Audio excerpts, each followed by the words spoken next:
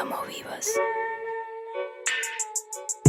Desde el movimiento Regularización Ya, las mujeres migrantes, transfeministas, antirracistas y anticoloniales nos concentramos este 8 de marzo para denunciar que este gobierno ha dejado a más de 600,000 personas en situación administrativa irregular en plena crisis social y sanitaria.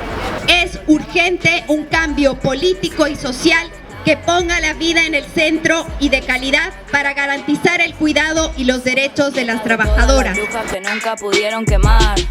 Somos las nietas de todas las brujas que nunca pudieron quemar. Somos las nietas de todas las brujas que nunca pudieron quemar. Somos las nietas de todas las Somos parte de esta sociedad, pero sin ninguna regularización administrativa se nos seguirá dejando atrás. Exigimos la derogación de la ley de extranjería que condena la exclusión social a gran parte de la población que habita este territorio. Esto, aunado al recrudecimiento de las redadas racistas, las paradas policiales por perfil racial, la reapertura de los CIES, CETIS, la vulneración de derechos de la infancia que migra sola, los vuelos de deportaciones, las devoluciones en caliente, las violaciones de los derechos humanos en Canarias, el nuevo marco europeo de migración que mantiene el racismo institucional en la política europea estatal.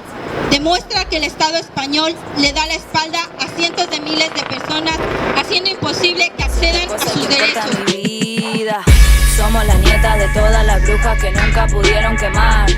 Somos las nietas de todas las brujas. ¿El feminismo será antirracista o no será? Somos las nietas de todas las brujas que nunca pudieron quemar. Somos las nietas de todas las brujas que nunca pudieron quemar.